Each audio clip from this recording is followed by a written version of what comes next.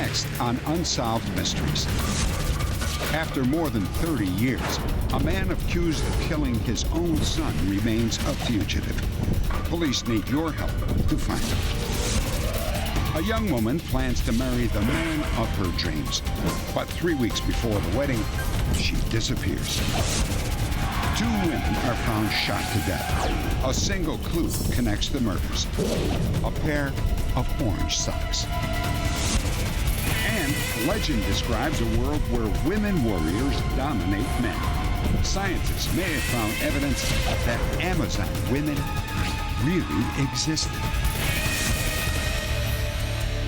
Some hot cases, some cold cases, and some cases with surprising revelations. I'm Dennis Farina, and this is Unsolved Mysteries.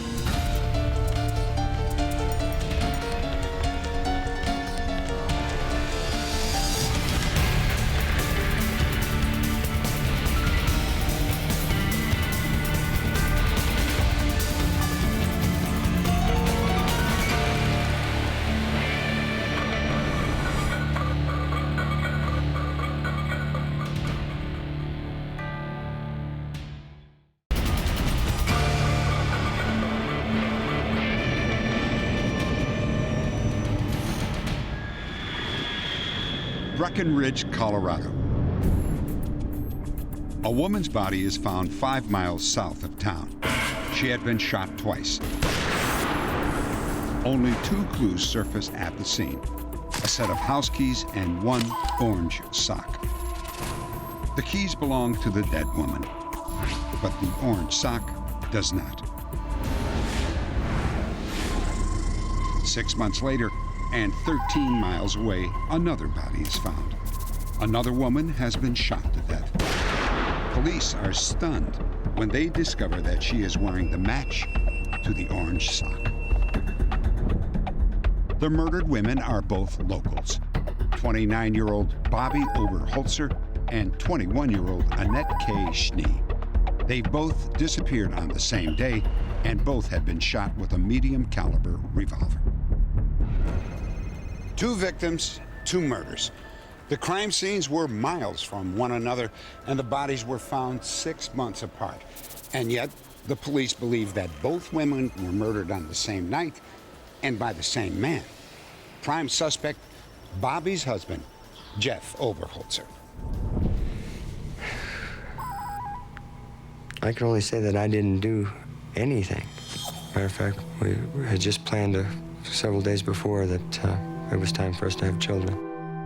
I miss my wife. I did not kill her. Bobby and Jeff had been married for 4.5 years. Jeff ran an appliance repair business, and Bobby worked as a receptionist.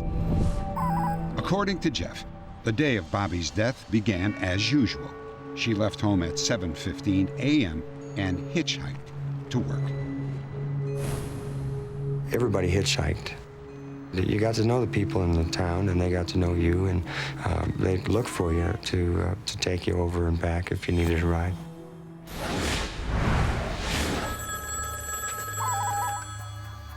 At 6:20 that evening, Bobby called to tell Jeff that she was having drinks with friends after work. Stop off at the pub for a while. Is that all right? She said she was at the village pub, and she was with friends, and she'd be home shortly. No, I'll get a ride home with somebody. Okay. Bye. So I proceeded to put the supper on and waited for her to come. I woke up about midnight, and Bobby wasn't home yet. Bobby? And the bars close at 2 o'clock, and it's only a half an hour drive home. So I thought, well, I'll give her that long. You know, maybe she's just out kicking up her heels just a little bit and forgotten about the time. Well, when she didn't come home after the bars closed, then I really, really knew that something was not right at all.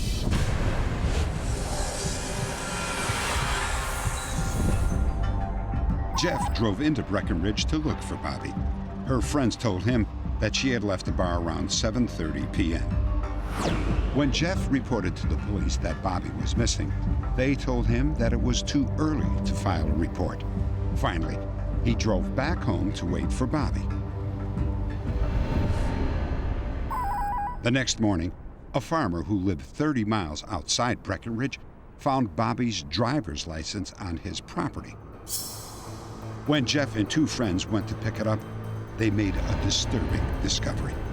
Oh, wait. I think I see something over here. I spotted a blue spot in the snow, and her backpack was blue, and so we stopped. Yeah, this is Bobby's backpack. She wore this when she left. With the backpack was one of Bobby's gloves, spattered with blood and several bloody tissues. Jeff's friends helped organize a search. 2 hours later, they found Bobby's lifeless body more than 15 miles from where her backpack was discovered.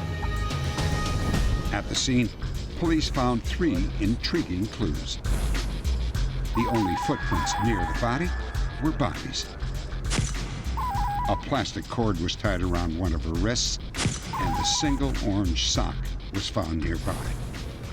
The same day Bobby's body was found, another woman, Annette K. Schnee, was reported missing. Annette was a cocktail waitress in Frisco, Colorado, and like Bobby, often hitchhiked to work. From the start, police believed that the two cases were connected. When I first asked Jeff if he knew Annette Schnee, he denied it.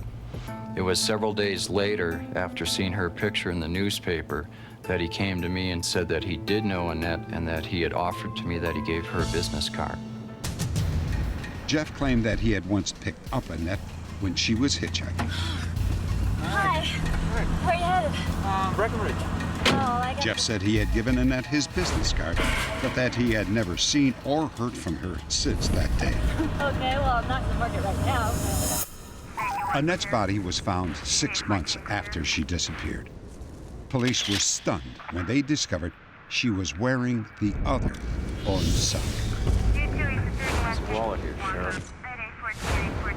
Jeff's business card was inside Annette's wallet. Jeff Oberholzer. The fact that 2 victims would both be associated or known by one individual makes the investigation tend to focus on Jeff Oberholzer as the primary suspect.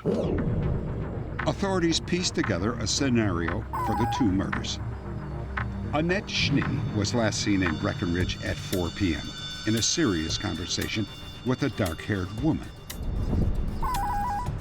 Police believe that around 5 p.m., she left to hitchhike home.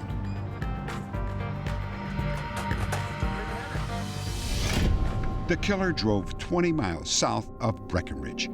He took Annette down a short, dead-end road. She was then either made to disrobe or the man himself undressed her, sexually assaulted, and then allowed to get dressed. While she was getting dressed, she apparently found one long sock, put it on, and couldn't find the second long sock. She then put a bootie on her other foot and her boots on. She apparently escaped, and while running away, was shot in the back. Police believe the killer then drove back to Breckenridge and found his second victim, Bobby Oberholzer. Where are you headed? Just over the pass to Alma. Great, I'm going past Alma. The killer drove Bobby 10 miles south of Breckenridge to a scenic overlook where he apparently attempted to rape her. We believe that during the fight and the subsequent escape by her from the vehicle, that the booty came out with Bobby Joe. She escaped from this guy and ran down the highway toward her home, and was apparently, again, contacted by the guy and confronted with a weapon. I don't want to talk to you. Whatever happened at that point, the guy ended up shooting her twice as she turned away from him. My wife wouldn't have gotten into a vehicle with just a couple strange guys. Plus the fact that we had communicated. She knew that she could call for a ride if she wanted to. No, I'll get a ride home with somebody. I think she knew someone and that they left together with a promise to her of taking her home. 2 months after his wife was murdered, Jeff Oberholzer took a polygraph exam and passed. From day one, Jeff insisted that he had a rock-solid alibi. Joe, you got 2 choices here. You got. According to Jeff, at the time the murders were committed, he was at home visiting with a friend. But Jeff was unable to produce the witness for police. Then, finally, Jeff's friend surfaced. 9 years later. When we interviewed the friend a few months ago, he stated that he had been at Jeff's house that night. However, the times that he gave us did not match up with the times that Jeff had given us. As far as the finger being pointed at me, I'm still very, very angry about that. If they had, different agencies had pursued different avenues and not concentrated so much on trying to find me guilty, we may have found out who had done this to these girls. Update. There are new developments in this case, and here's one of our staff with details. Jeff Oberholzer is no longer a suspect in the murder of his wife, Bobby Jo, or Annette K. Schnee. In 2021, genetic genealogy led to the arrest of a mechanic named Alan Lee Phillips, who was seen in the area at the time of the disappearances. Phillips was arrested and taken to the Park County Jail, where he awaits trial on charges of kidnapping, assault, and murder. Next, thousands of people in Boston are convinced that he can heal with a wave of his hand.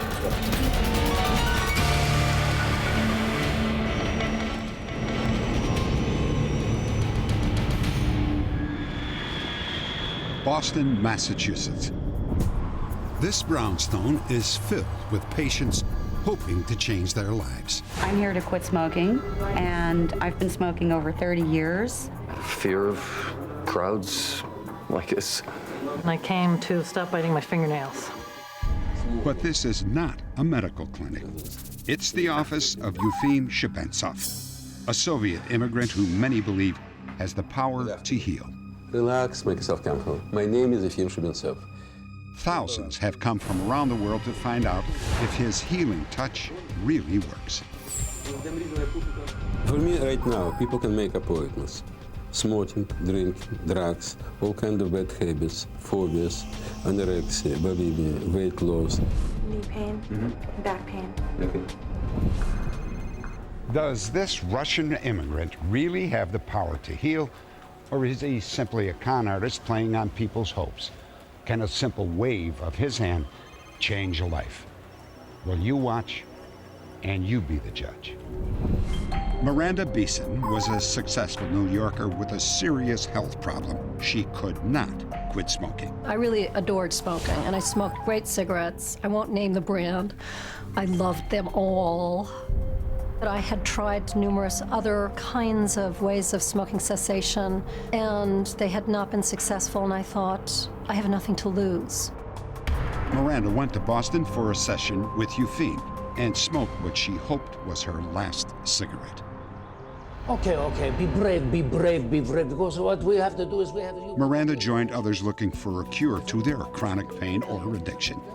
Yefim held a group healing followed by individual readings. Who have pain, phobia, some addiction of some sort. Who have everybody, why you here? I want to quit smoking. You want to quit smoking, good. He's incredibly dynamic. You have other pain? Yes. Pain. You have pain, where do you have pain? In my back. And you have... He has a power of focus so that when he focuses on you, you're engaged. I give you energy. He kind of sent this fireball across the room, and that pain is gone. Yefim claims that his hand gestures can change what he calls bioenergy. It's like somebody throwing a really fast curveball. You're the catcher, he's the pitcher, you're there, you catch it. What I want you to do is to think in your mind the very first puff of cigarette that you take. In Miranda's private session, they discussed her 20-year addiction to cigarettes.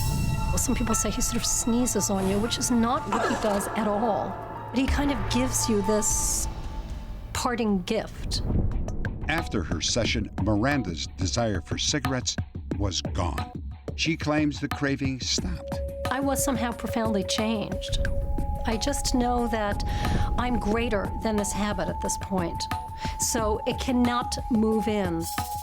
According to Yefim, he has helped thousands like Miranda and thousands more who suffer from another common addiction, overeating.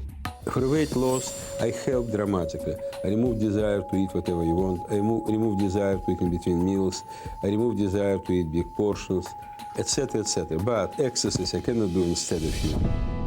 When family stress and financial pressure got to be too much, Louise Cole began overeating. I would actually hide food just for emergencies for me, and because I knew that it did comfort me. So after things were quiet and everything was taken care of, instead of falling apart emotionally and exhaustedly crying or, just falling to sleep, I would go to the kitchen and bring out my goodies. Louise tried to stop binging, but she could not. Louise decided to take a chance with Yefim. After her first session, she felt great and within 3 months saw positive results. I had lost 17 pounds, and now it's down to 20 pounds. Yefim caught the attention of 2 Harvard University doctors who agreed to do a clinical trial. The goal was to examine Yefim's success rate. 2 psychotherapists asked Yefim to come and work with a number of patients of theirs whom they had treated without success. These were people with fear of needles, phobias, smoking, pain. They first observed the healing sessions. Are you actually a doctor? No, I'm not a doctor. The doctors kept track of the trial group for 4 months. Anybody have questions for me? Nobody question? He saw all of these patients and managed to cure 85% of them. Tell me about the tetanus shot. Well, when I went into the doctor's office, I wasn't nervous at all. I had no fear of the needle. When the Harvard doctors studied what he had done, they were able to conclude that he had not hypnotized anyone. No, it wasn't like hypnosis at all. It was. In fact, they weren't really sure what he had done. They just knew that whatever he did, it worked. When the Harvard trial was published, the study concluded that Yefim's powers were genuine. The Harvard study at most shows that there is some real effect here, most probably a placebo effect. And when they state that something real happened, they don't mean real psychic power or anything like that, but that a real mental power in the patients themselves happened. I don't think Yefim has any special power at all other than the power to convince people that they can implement change in their own lives. I don't think anybody knows how it works. I just know that it does work, and I've been very successful with it. You may go see him and say, I don't understand a word this man says. I don't know what he's doing. You can be suspect, or you can say, you know what, I go around once. What do I have to lose? During some 30 years of practice, Yefim has seen more than 135,000 patients. Many swear that they have been healed by him, but skeptics claim that his miracle cures are nothing more than the power of suggestion. The truth? Well, that remains an unsolved mystery. Next, a young woman looking forward to her wedding day vanishes without a trace.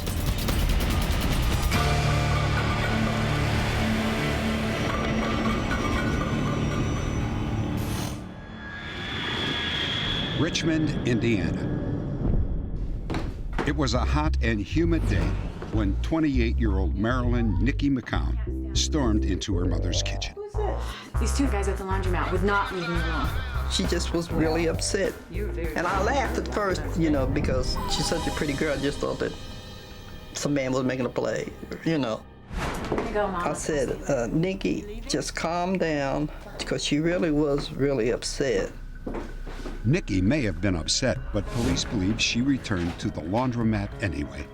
No one knows for sure, because on that muggy summer day, Niqui disappeared, and she hasn't been seen or heard from since. Police had trouble believing that Niqui would take off just 3 weeks before her wedding. They suspected foul play, but without a body and with no apparent motive, they had nothing to go on.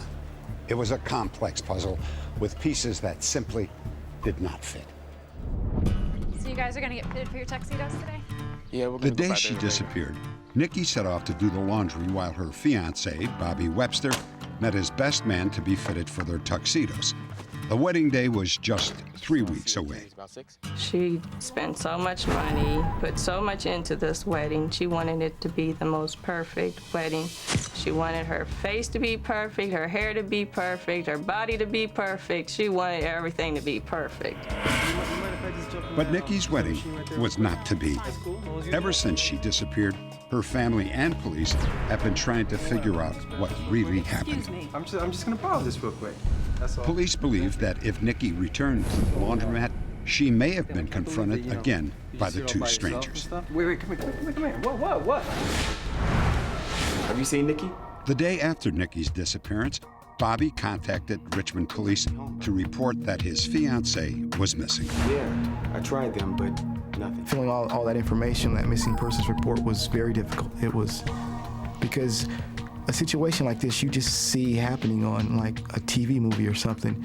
You never really think in your wildest imagination you'd be in that situation until it really happens, and it's really confusing. Shortly after Niqui disappeared, Bobby began acting very strangely. Instead of postponing the wedding, he canceled it entirely, demanding a full refund from the reception hall. Next, Bobby tried to return his wedding band for cash. Your policy clearly states that if I bring back the ring and the ring is not damaged, sir. But the manager refused. Niqui had paid for the ring and her name was on the receipt. Allegedly, the argument nearly turned violent. I'm gonna have to ask you to leave. Bobby had to be escorted from the store. Bobby's reason was that he needed the money to help pay for Niqui's search.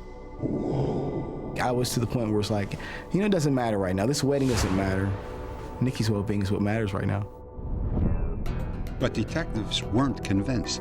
They asked Bobby to take a polygraph. At first he refused, but later said yes. One of the questions that was asked to Mr. Webster was, did you have anything to do with the disappearance of Niqui McCown? And he says no, and according to the operator, the needle about jumps off the chart. So not only did he fail it, he failed it miserably. Bobby doesn't believe that he failed the polygraph. Neither he nor his lawyer have ever seen the results. I just said, look, you ain't got to give it to me, just send it to my lawyer. But they don't do stuff like that around here. That's what they told me. Niqui had been gone for 3 months before detectives got their first break in the case. Her SUV was found at a large apartment complex in Dayton, Ohio, 45 minutes east of her home in Indiana. Police believe it had been there for weeks. The door lock was punched out, the ignition had been hot-wired, and the stereo was missing. We kept getting told by the police, we gotta locate this truck. It's the big piece of the puzzle. And when they located it, it was a little relief that now they can find Niqui. An important clue was left in Niqui's SUV, her neatly folded laundry. The clothes appeared that they'd come just from the laundromat. They were folded neatly. They did not have the appearance that someone had went through the clothing or taken any of the items. If Niqui had been abducted from the laundromat, why would her clothes be neatly folded in the backseat of her SUV? And who drove her car from Richmond to Dayton? Police were surprised to discover that Niqui had an ex-boyfriend who lived in the same apartment complex where her SUV was found. He was very cooperative. We checked his alibi and found out he was at work at the time that she was reported missing. He agreed to take a lie detector test and come through it fine. So we could eliminate him as a suspect. I don't know what else to tell you. Another dead end. However, police later discovered that Niqui made a phone call to Dayton the day she disappeared. It's Niqui. To a co-worker who lived about a mile from where her SUV was found. Do you know where I can find him? They talked about beauty products, and her friend told Niqui where she could purchase the items that she was looking for in Dayton. This leads us to think that we've got two different scenarios. Something happened to her over here in Richmond, Indiana, or she drove over to Ohio and something happened to her over there. Now, there was another theory. If Niqui drove to Dayton, something may have happened to her on the way. But if so, how did her SUV end up in the parking lot where her ex-boyfriend lived? Was it simply a coincidence? I find it hard to believe. And then if it's not coincidental, then what better way to throw the suspicion off of somebody over here in Richmond? That theory leads police right back to Bobby Webster and his strange behavior right after Niqui disappeared. I love Bobby to death. There's no way he'd do this. He'd have to be the devil himself to be able to walk around here, still see us face to face, you know? I mean, everybody has their limits. Niqui's mother, however, isn't so sure about Bobby. There's a wise old woman once told me, keep your friends close and your enemies even closer. So I stuck with him like glue. Because I figured if Bobby did do this, or if he knew anybody did do it, he would come to me. Police continue to follow up on other possible leads while also keeping a close eye on Bobby Webster. I believe that based on all the information we have so far, that if Mr. Webster did not have anything to do with the disappearance of Niqui McCown, he does know quite a bit about what did happen to her. I don't know anything about Niqui's disappearance or whereabouts. I have nothing to do with it. I mean, I love Niqui more than I love myself. And all I wanted to do was just be the best man I could. And, you know, it feels unfair that I'm in the situation that I'm in now. Just because I love so much, you know. I just don't understand it. Niqui McCown is 5 feet 2 inches and weighs 115 pounds. She has brown eyes, brown hair, and a small scar over her left eye. If you have any information about this case, please log on to our website at unsolved.com. Next, a father wanted for the murder of his own son is still a fugitive after more than 3 decades on the run.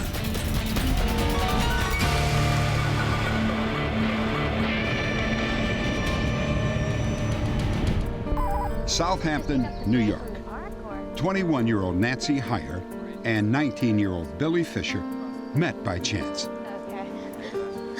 Their friendship began when Nancy became hopelessly lost on a train and was on the verge of tears. Billy stepped forward and offered to help Nancy, escorting her home to Hicksville, Long Island. Nancy thought Billy was a really nice guy. She did say to me, he's starting to look at me like a girlfriend kind of thing, and I don't like him that way. But she didn't want to hurt his feelings because he was so nice. On a stormy night 3 weeks after they met, Nancy got a call from Billy. Work tomorrow, okay? Nancy told her sister Deborah that Billy needed a ride home from his father's house in Southampton, about 65 miles away. And I said, I can't believe you're going to drive in this weather. You don't even like to drive at night. And she says, well, he's done so much for me that I'm going to just go. Nancy's mother, Joan, was also concerned. As I saw my daughter drive away, I was a little fearful myself. Worry. Just mother's worry. That's enough. When Nancy Heyer set off for Southampton, she had absolutely no idea that she was headed straight into a family conflict that would turn violent and deadly. When Nancy met Billy, he was deeply in debt and seriously ill with cystic fibrosis. Hi, may I speak to William Fisher, please? Billy hadn't spoken with his father in over a year, but he decided to ask him for help. Hello? Hi, Dad. He was employed by a well-to-do car dealership in Manhattan in the city of New York, was making a very high salary.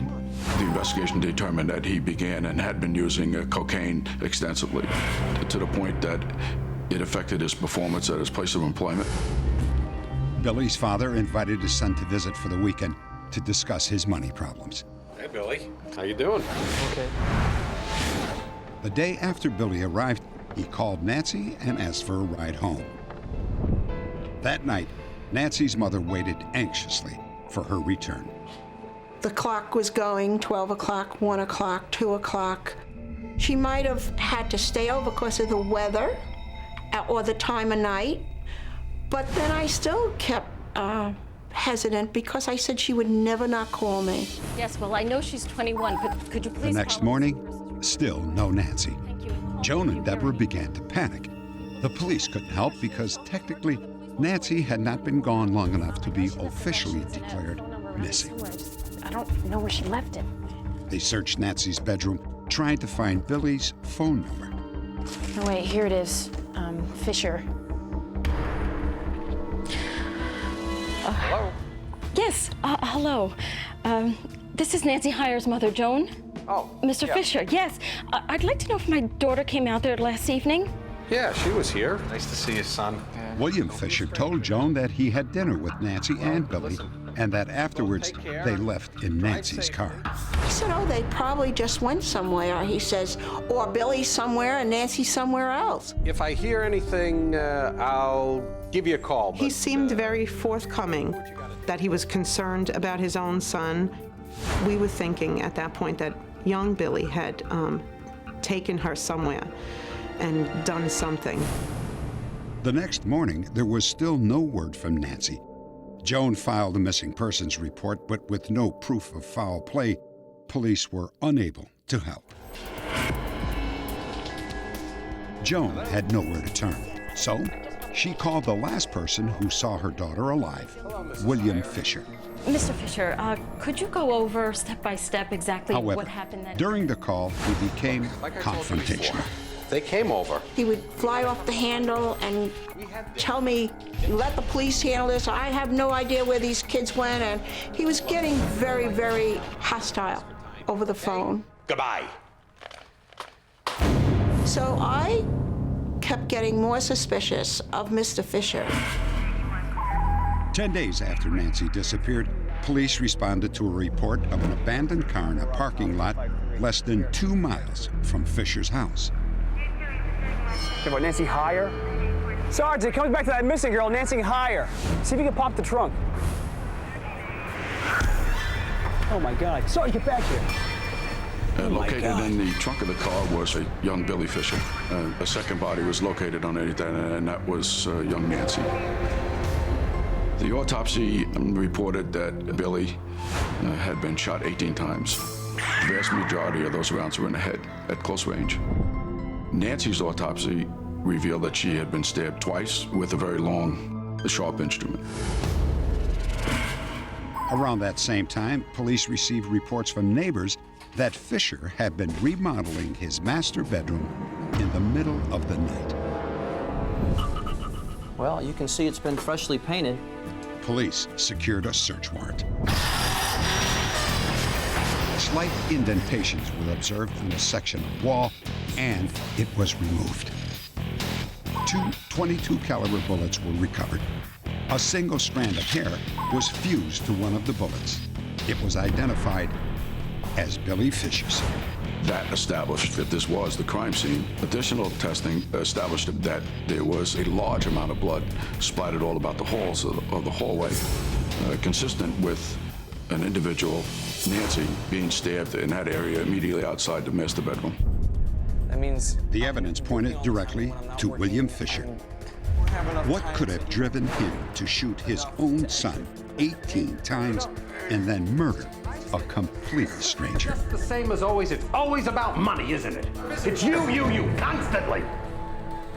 All the time.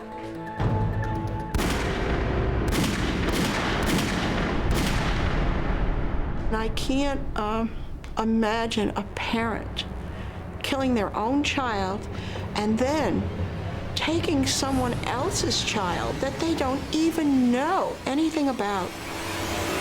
I just can't still today believe that anything could happen like this. Before a murder warrant could be issued, Fisher collected more than $100,000 by mortgaging his house and then disappeared. His car was found at JFK Airport. Fisher has been on New York's most wanted list for more than 30 years and is likely to stay there until he is caught or turns up dead. William Peter Fisher is 5 feet 11 and weighs 185 to 200 pounds. These age-enhanced photos depict what he might look like today. He tends to wear expensive clothing and drinks heavily. If you have any information about the whereabouts of William Peter Fisher, please log on to our website at unsolved.com. Next, a lost orphan is reunited with two brothers after more than 30 years.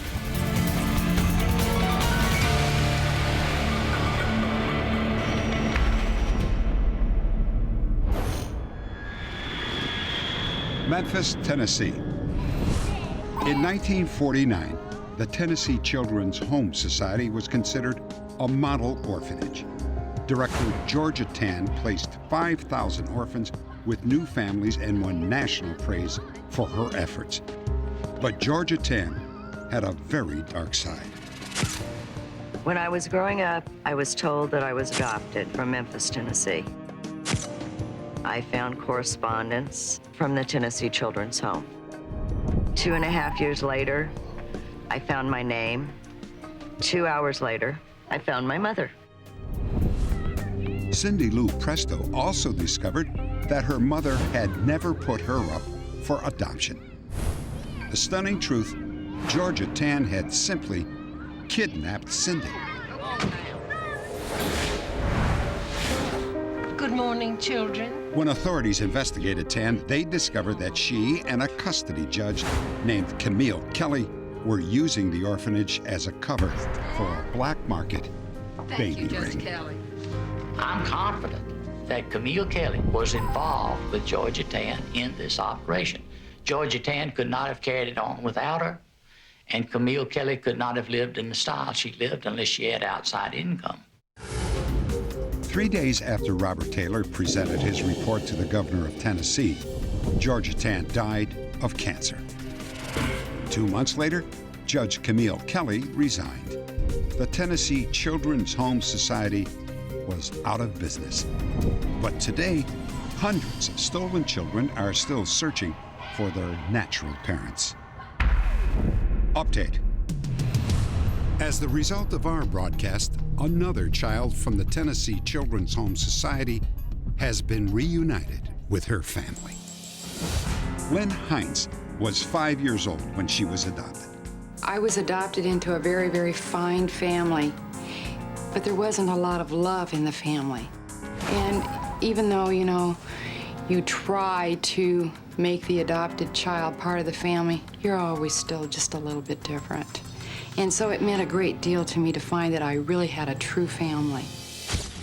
Lynn was born Martha Jean Guggen and placed in Georgia Tann's orphanage in 1949. 3 weeks after our broadcast, Lynn learned that her father and two brothers, Paul and Randall, were still living in Tennessee. One of the things that I had been fearful is that the family did not want me to find them. When I did finally get hold of Randall, Randall said, "If you don't come here, we're coming there. Like tomorrow." Lynn flew to Tennessee the next day. It had been 40 years since she had seen her brothers. When she walked off the plane, I knew who she was just like that. She's a spitting image of her mother. A very spitting image. That afternoon, Randall and Paul took Lynn to meet their 86-year-old father, Rufus Guggen. It was just like yesterday, somebody to love, be loved by, that you never had before. I would have to say that this is like Christmas, New Year's, everything rolled up into one. When I found the family, I felt like I was queen for a day and the whole 9 yards.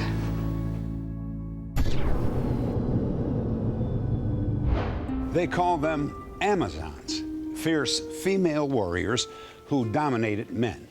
Most believe that Amazons are nothing more than myth. But now scientists working in Russia have found the remains of what could be a tribe of these female warriors. Contrary to popular belief, the legend of the Amazons did not originate in South America. but in ancient Greece. It said that Amazons loved battle and were not allowed to marry until they had first killed an enemy.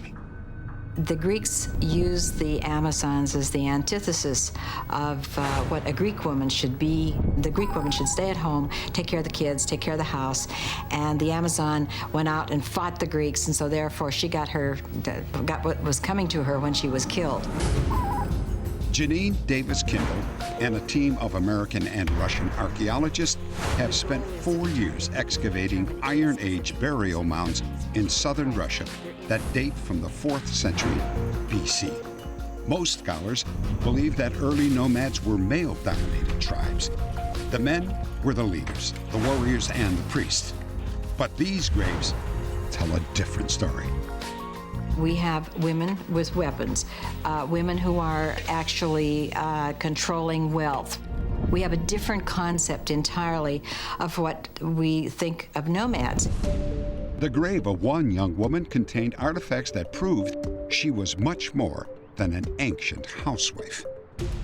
She had a quiver by her side that had a lot of bronze arrowheads in it. She had a dagger on the other side, and then there was this large boar's tusk that was drilled, and it was probably suspended around her waist from a cord. Another woman was found with a bronze arrowhead embedded in her body, a sign that she probably died in battle. Who were these women warriors? Are they, in fact, the source material for the legendary Amazons? We've scientifically proven that there were women warriors, number one. Number two, we also now realize that women have not always been at the bottom of the pit and can control their own lives and be like a woman warrior. The legend of the Amazons lives on. The Amazon River is named after them. California takes its name from an Amazon queen, Khalifa. And in television reruns, the mythic story of the warrior princess continues to be told.